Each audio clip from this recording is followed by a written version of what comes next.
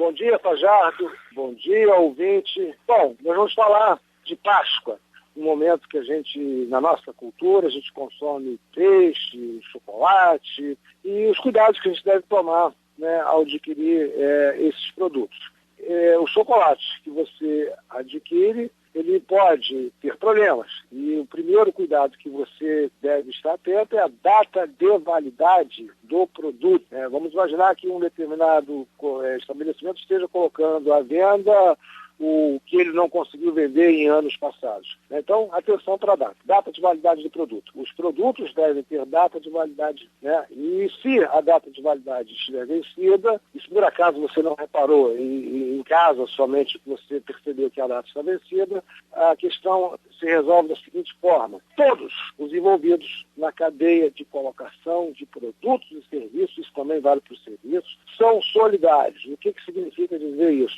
Todos os envolvidos na cadeia respondem igualmente pelo defeito. Agora, do ponto de vista de ordem prática, é mais fácil, evidentemente, você trocar esse produto diante do comerciante, que está mais próximo de você. Mas, se por acaso, né, esse produto você consumiu e ele vem a trazer problemas do tipo intoxicação, por exemplo, ou uma alergia, evidentemente, todos os envolvidos são solidariamente responsáveis. Mas me parece que se há uma impropriedade na fabricação, melhor seria você efetivamente processar o fabricante, porque aí não haveria dúvida da responsabilidade. O comerciante poderá responder se for um problema de armazenagem, de estocagem, aí ele poderá responder por impropriedade que venha repercutir na sua saúde, ou do seu filho, evidentemente, ou de alguém da sua família. Porque consumidor, como a gente já disse em programas passados, não é necessariamente ele que adquire. Neste caso, aquele que consome também é consumidor. Agora, é um momento também de feriado prolongado e as pessoas viajam.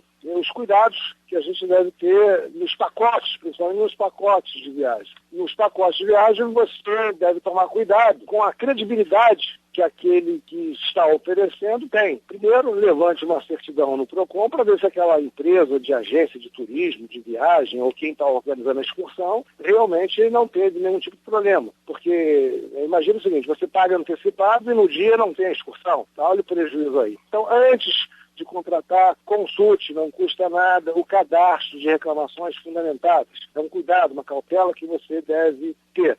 Se essa pessoa que está organizando o pacote, de viagem, evidentemente que tem hospedagem, alimentação, entretenimento, há algum problema que venha a acontecer, seja na alimentação, na hospedagem, no entretenimento, quem organizou o pacote responde, por todo o pacote. E se a viagem, a excursão não saiu tal como prometida, aí nós temos que lembrar um princípio muito forte das relações de consumo, muito próprio do Código de Defesa do Consumidor, que se chama princípio da vinculação da oferta. Significa dizer que a oferta, aquilo que foi vendido, tem que ser cumprido rigorosamente tal como foi prometido, sob pena de publicidade enganosa, sob pena de lesão. Portanto, se o evento não saiu exatamente como prometido, você tem direito de reclamar no PROCON, no juizado especial, ou, dependendo da repercussão do evento, reclamar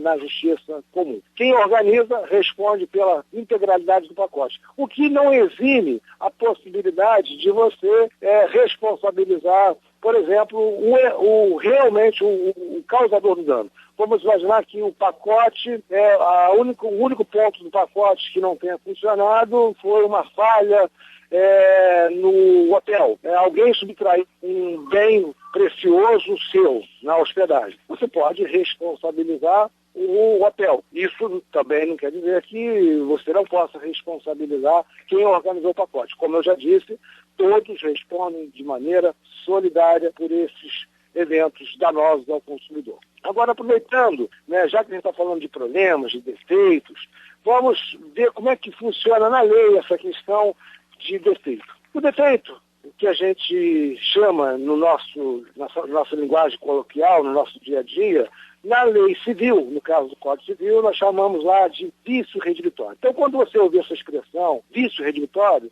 traduzindo para uma linguagem bem coloquial, é nada mais, nada menos do que o defeito oculto. Então, nós temos que analisar dois tipos de defeitos: os defeitos aparentes e os defeitos ocultos. Pelo Código de Defesa do Consumidor, isso vale tanto para produtos quanto para serviços, o consumidor tem 90 dias para reclamar de defeitos aparentes. Então, o que seria um defeito aparente? Vamos imaginar que você tenha comprado um carro e quando você foi lá olhar esse carro na concessionária, na agência, você viu e olhou o carro, gostou, achou bonito, comprou. Uma semana depois, você olhando o carro à luz do sol, né, você vê que tem uma diferença de tonalidade entre o paralama e o capô. Tem um defeito ali aparente, você identificou o defeito. Você só não identificou naquele momento que você comprou na agência porque ele estava lá sob o efeito de uma iluminação artificial e não dava para perceber naquele momento. Você tem 90 dias para reclamar esse tipo de defeito. Evidentemente, vai reclamar junto à concessionária. Mais uma vez, todos respondem de maneira solidária. Você poderia reclamar junto ao fabricante. Agora, existe um outro tipo de defeito que nós chamamos de defeito oculto. O defeito oculto é um defeito que ele é pré-existente. O que eu quero dizer com isso? Pré-existente significa dizer que esse defeito, no momento que você comprou o bem, ele existia, mas ele estava oculto e ele só se manifestou um tempo depois. Vamos imaginar numa televisão. Você comprou um aparelho de TV e ele tem a tecla SAP. E aí as emissoras não estão ainda, em grande parte, emitindo o sinal para a tecla SAP. E você nunca usou a tecla SAP. Comprou a televisão e só um ano depois, pela primeira vez, você vai usar a tecla SAP. E aí você percebe que a tecla SAP não está funcionando. Ou seja, ela nunca funcionou, você que não tinha acionado aquela tecla. O defeito já existia, só não tinha sido identificado. Significa agora o seguinte: a partir do momento que você identificou o defeito, de reclamar esse defeito da mesma forma, você pode reclamar esse defeito junto ao comerciante ou ao fabricante, ou até ao distribuidor. Todos, mais uma vez, respondem solidariamente. Resta saber o seguinte: quanto tempo o fornecedor tem para providenciar o reparo? No caso que a gente abordou na primeira parte da nossa fala, de chocolate com prazo de validade vencida, eu disse trocar o produto, porque o produto efetivamente não tem mais reparo, está com prazo de validade vencida, não resta outra opção não ter trocar. Mas um produto que apresente um defeito e tenha conserto, aí nós temos que observar o seguinte: o fornecedor, o fabricante, o comerciante tem direito de reparar o defeito, se o defeito evidentemente pode ser reparado. Aí a pergunta é: qual é o tempo que esse fornecedor tem para providenciar o reparo? Lá no artigo 18 da nossa lei consumerista, diz lá o seguinte, que o comerciante, ou seja, o fornecedor, tem 30 dias para providenciar o reparo. Então aqui vai um detalhe importante. À primeira vista, o consumidor não tem direito de trocar imediatamente os produtos que venham apresentar defeito. O comerciante tem que providenciar o reparo. E o tempo que ele, comerciante, tem para providenciar o reparo é de 30 dias.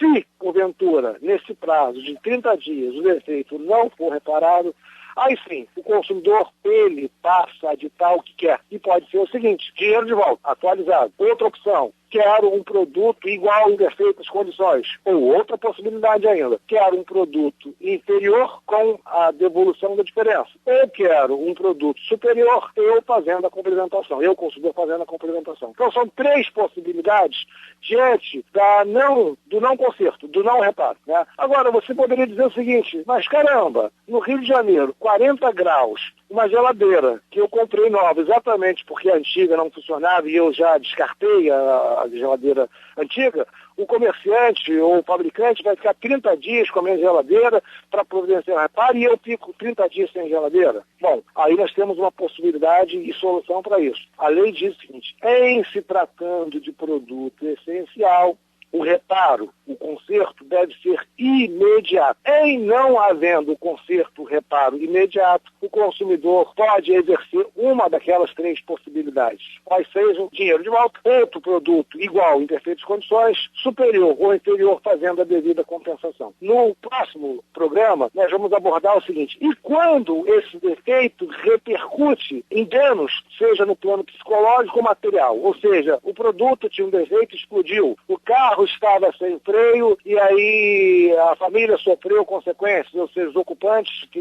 sofreram lesões. Como resolver esse tipo de problema? Então, até o nosso próximo programa. Bom dia a todos.